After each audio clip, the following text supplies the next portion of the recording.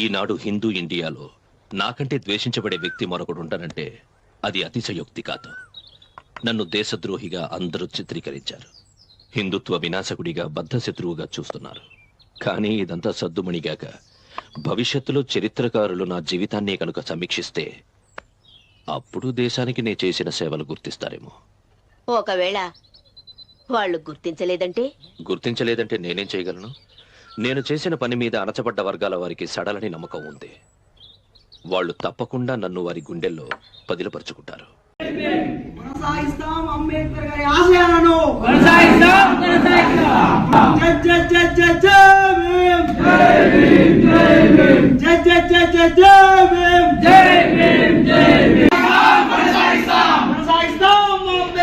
ఆలోచన విధానాన్ని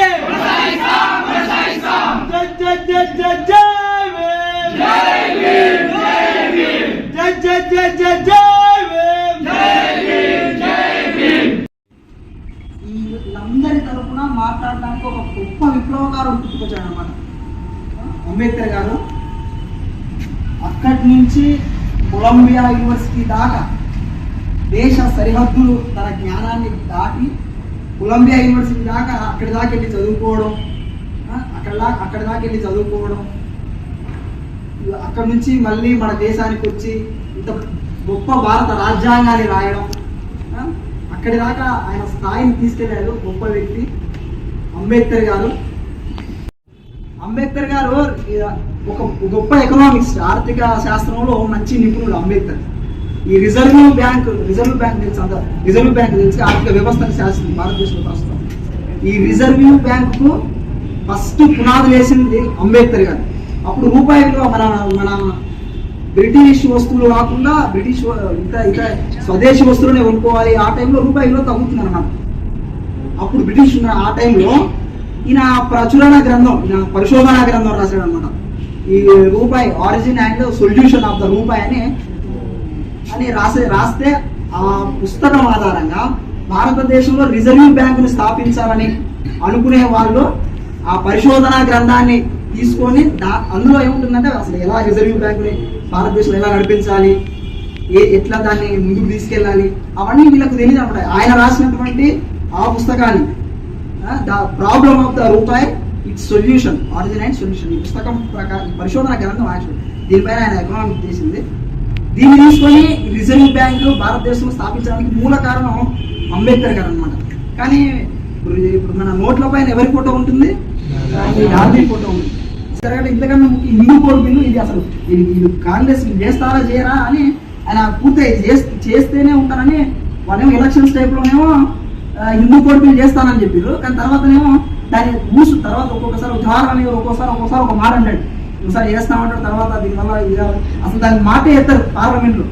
అందుకు ఇది చేయట్లేదు, నా మాటకి ఇక్కడ విలువ లేదు అని చెప్పి రాజీనామా చేస్తారు పార్లమెంట్. ఆ తర్వాత ఆయన ప్రభావం వల్ల హిందూ కోడ్ బిల్లు అసలు అమలు అయ్యింది. ఆయన అది అమలు చేయట్లేదని రాజీనామా చేశారు.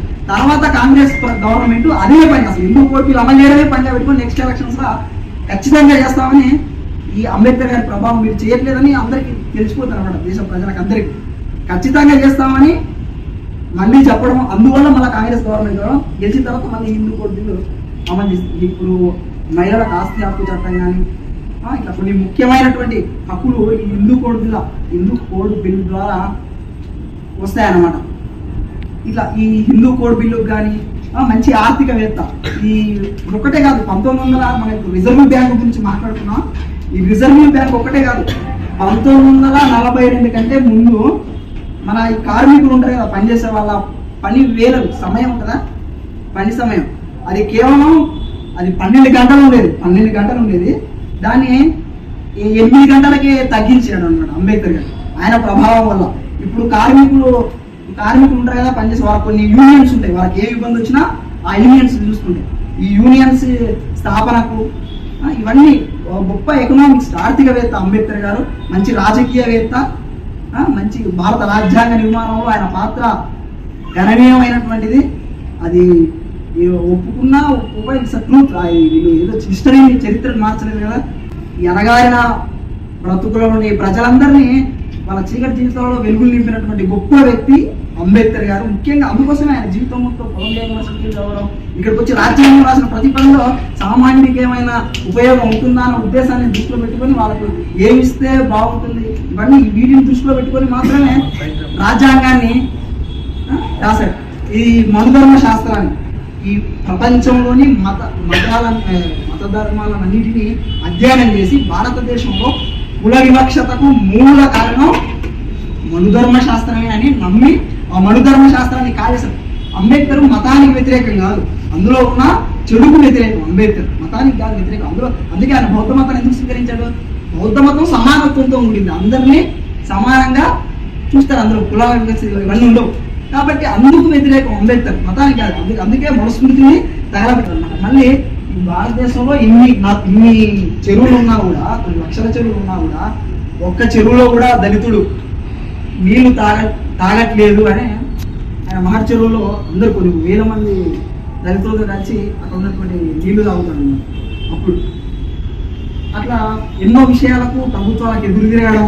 అప్పుడు మన ఆయన జీవితం మొత్తం కొట్లాడింది సమానత్వం. ఇప్పుడు అవన్నీ వచ్చినాయా? జీవితం కొట్లాడిండు గొప్ప భారత, మనం ఇవన్నీ స్టాచ్యూలు పెట్టుకుంటాం అంబేద్కర్ని. ఇట్లనే మనం ఏదో రకంగా అన్నవాళ్ళు పిలిచో లేదంటే వివిధ రాజకీయ నాయకులు ఏదో అందరినీ నమ్మను, లేదా మన అన్నులు మనల్ని బలవంతంగా నమ్మను, ఎట్లనో కానీ ఖచ్చితంగా మనం వర్ధంతులు జయంతి జరుపుకుంటాం, అది వాస్తవం. కానీ అసలు మనము ఏదన్నా ఎవరినన్నా తరచు ఏమన్నా చేస్తున్నాము, ఎవరి గురించి అలా మాట్లాడుకుంటున్నాం అంటే ఆయన జీవితం వల్ల ఈ సమాజానికి ఆయన కలలు నిజంగా సమాజంలో వెళ్ళాయా? దానివల్ల ఏమైనా సమానత్వం ఏమైనా ఉందా? భారతదేశం సమానత్వం కోసమే కొట్లాడింది, కులాలు పోవాలి, అందరూ ఆర్థికంగా రాజకీయంగా అన్ని అవకాశాలలో సమానంగా అందరూ ఎదగాలని కదా ఆయన జీవితం మొత్తం కొట్లాడింది. అది అయ్యిందా? ఫస్ట్ సమానత్వం ఎక్కడ కనిపిస్తుంది? ఇంకా సమానత్వం ఏం రాలా భారతదేశంలో, ఇంకా అట్టే ఉంది సమానత్వం. ఒక్క దగ్గర కనిపిస్తుంది. ఎక్కడంటే ముఖేష్ అంబానీ అయినా, ఆయనతో పనిచేసే వంట మనిషి అయినా ఓటేసేటప్పుడు మాత్రమే లైన్లో నిలబడాలి ఖచ్చితంగా. పెద్ద హీరో ఎవరైనా, పారిశ్రమ పెద్ద కూలీ ఎవరైనా ఓటేసేటప్పుడు మాత్రం ఖచ్చితంగా లైన్లో నిలబడే ఓటేయాలి. అందరికీ ఇట్లా సమానత్వం మనకి ఇక్కడ ఓటేసే దగ్గర మాత్రమే సమానత్వం కనిపిస్తుంది, ఇంకా ఎక్కడ కనిపించదు సమానత్వం. కొలంబియా యూనివర్సిటీలో ఒక 100 మంది 300 సంవత్సరాలు పూర్తి చేస్తున్నందుకు 100 మంది గ్రేట్ అక్కడ చదువుకున్నటువంటి స్కాలర్స్ లిస్ట్ తీస్తే అందులో అంబేద్కర్ గారి పేరు ఫస్ట్ ఉంటుంది. ఫస్ట్ అట్లా అదొకటి 2012లో who is the greater India ఎవరని ఒక సర్వే చేశారు అన్నమాట మన భారతీయులే. ఎవరని 2012లో who is the greatest person in India. ఆయన మన దేశంలో గొప్ప గొప్ప పనులు చేసినట్టు, సేవలు చేసినటువంటి గొప్ప వ్యక్తులు, వారి లిస్ట్ ఒక 100 మందిని తీసుకుంటే అందులో టాప్ ప్లేస్లో అంబేద్కర్. అది ఇప్పుడు నిర్వహించినా కూడా అదే సర్వే వస్తుంది అన్నమాట. ఎట్లా మాట్లాడతారంటే ఎడ్యుకేషన్ బాగాలేదు అంటే అందులో ఏముందో దాని తప్పులేందో చెప్పరు. ఎడ్యుకేషన్ బాగాలేదు అంటే బాగాలేదు అన్నాడు, వీడు బాగాలేదు అన్నాడు, అందులో లోతు ఏందో దూరం.